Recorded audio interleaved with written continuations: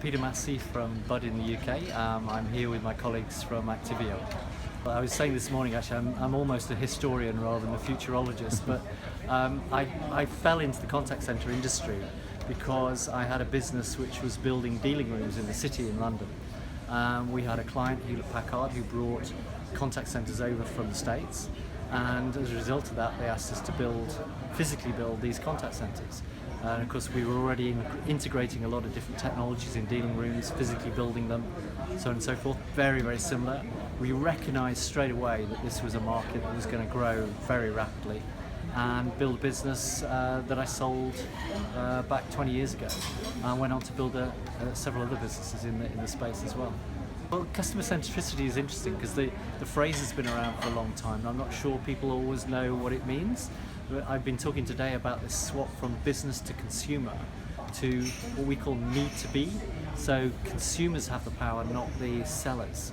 And therefore, for me, customer centricity too is really about this switch from businesses marketing to consumers talking to each other, and people buying things because consumers say they're good.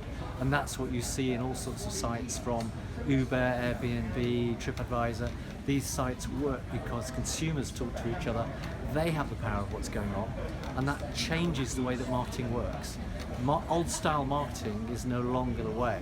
You have to get brilliant customer experiences in order for people to tell each other what's going on, and if you do that, you don't need a big marketing budget in the traditional sense. It's a different world.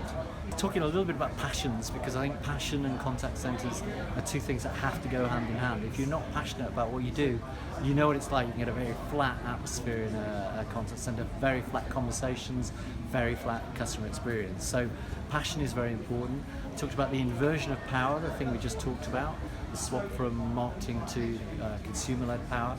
And I talked a little bit by way of introduction about what to do to start on that world. The first part of the journey being to understand the needs that customers have got in their words. So in Amazon's case, where's my stuff? That's the need.